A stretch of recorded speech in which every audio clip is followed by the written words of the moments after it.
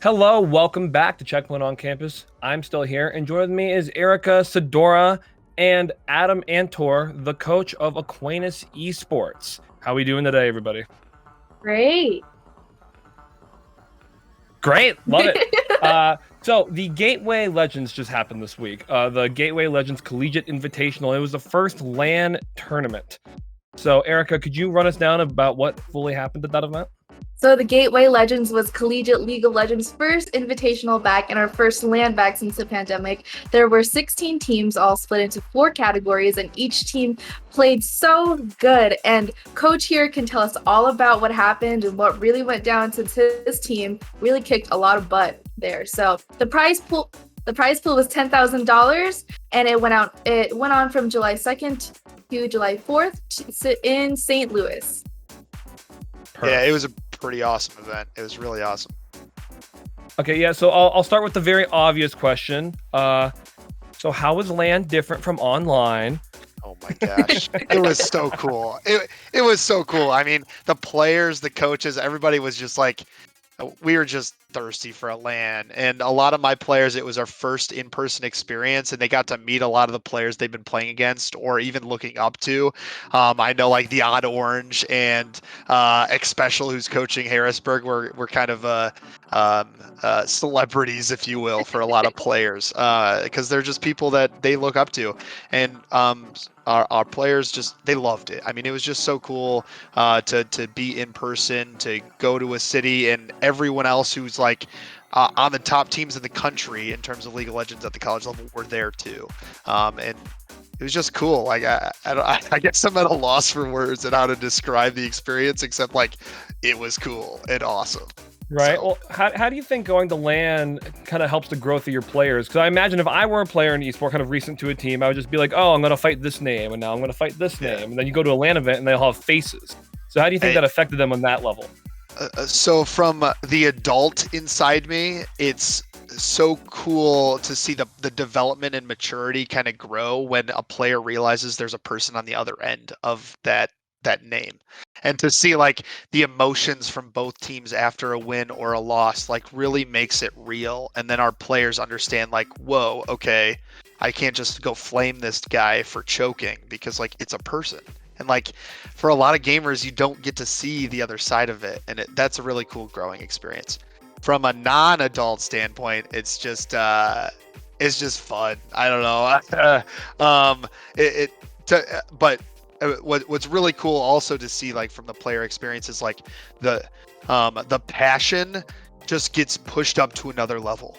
And like now my players are talking about like the possibility of like making playoffs in CLoL next year, and like what they have to do to improve to get better, and next time to beat Purdue and then end up in a top 8 situation. Like it really took what for a lot of players might be a pipe dream of like, oh yeah, all right, coach, you say we're the best or like a top 15 team in the country, you're full of garbage, you have to say that because you're a coach, to whoa, this is real. Like the work we've been putting in the last year actually has put us in a place where we can be competitive. And now they're like talking about finding semi-pro teams to play on over the summer, what we need to do as a team to prepare for the fall, and they're now super excited. And I think we saw that same reaction for all the players across the land, not just kids at Aquinas. So that's really exciting.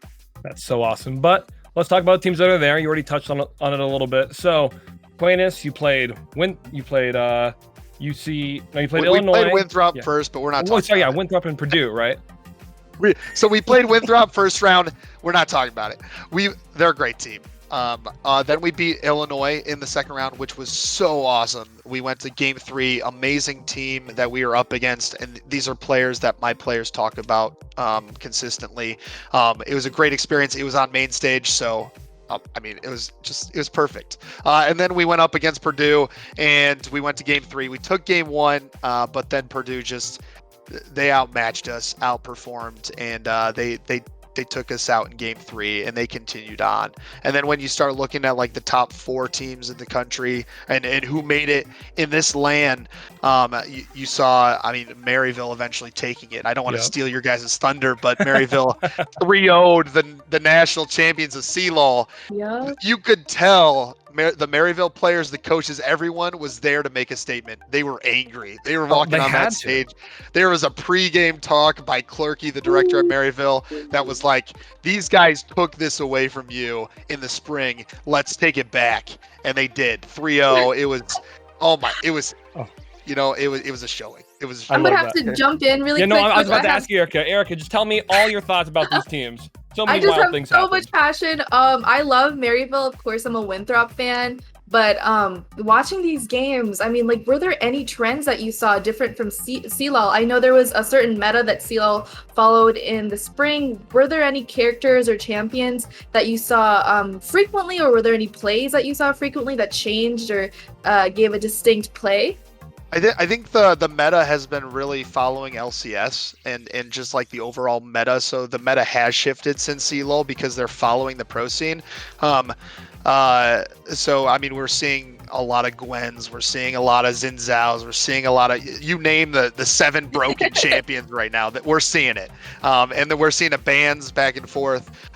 What's really interesting about having a LAN over the summer is that some teams like a Maryville prep for this the same way that they prep for CLoL. So they're practicing, they're scrimming multiple times a week into the summer, getting ready for this LAN.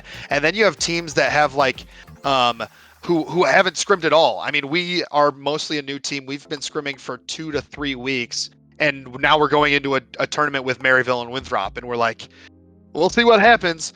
And then you have teams that are like a Purdue and Illinois, where you have some seniors who just graduated, some new students might be coming in, and there's not a coach at the helm. It's more like student focused and student ran, and you're like, all right, what do you guys want to do? And some schools scrimmed and prepped, some didn't.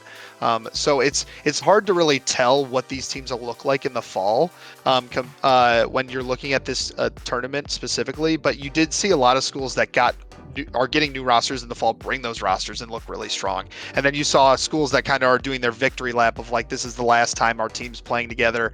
Let's go out with a bang.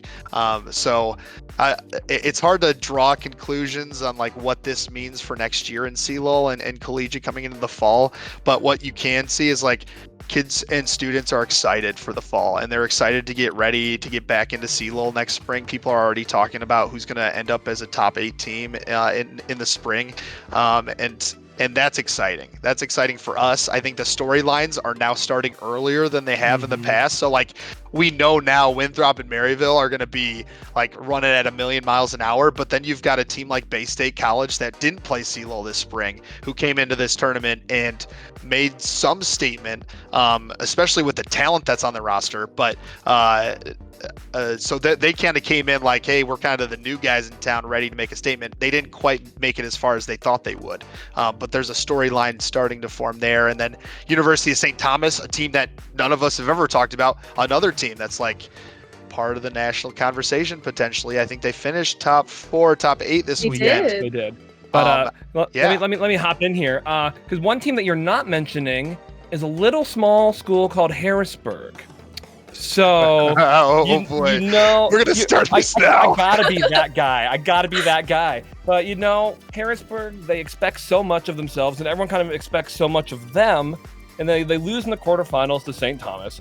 And we're talking about the future or the upcoming season.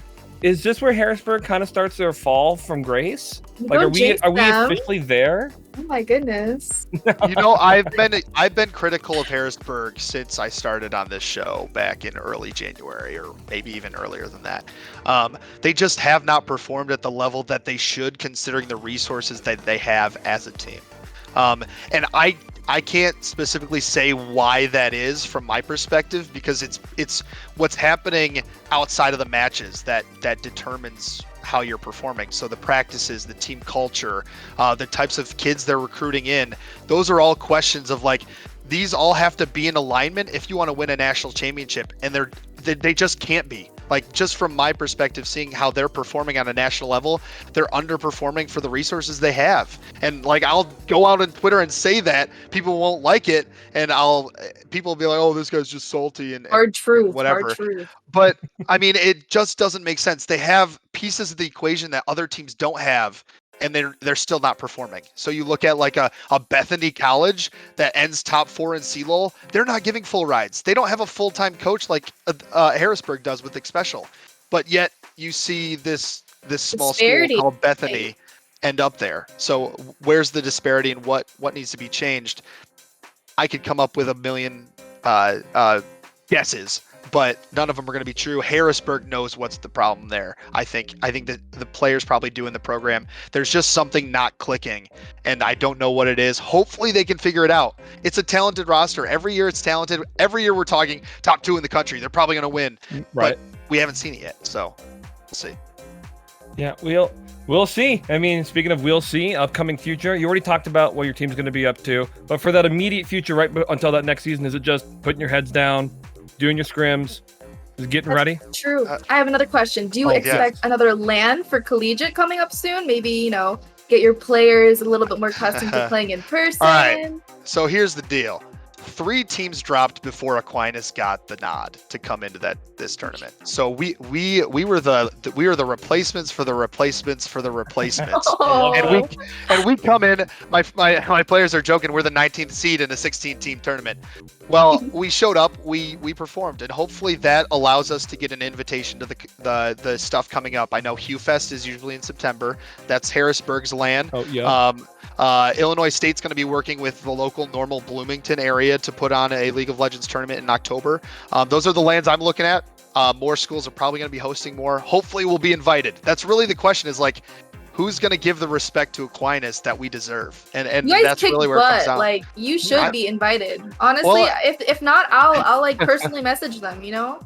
Well, I mean, yeah, I'm looking at a roster and we're Master Plus. I'm like, why am I not in this conversation? But hopefully our result proved that, and hopefully we'll get more opportunities, and I'll always take an opportunity to take my students to LAN, because I think the experience is just, it's priceless. It's amazing. My kids will be talking about it around the whatever they're doing when they're 60 years old and they're still friends. They're going to be talking about this LAN and any LAN we go to, because it's just such a cool experience. Fantastic. Well, Adam Antor, coach, thank you for coming on to the show. You know, you are already a friend of the show, but you might even be, by law, the best friend of the show. Oh, anytime. It's always a pleasure being on. I really appreciate you guys including me. Of course. Well, best of luck to your team going forward, and we'll talk to you soon.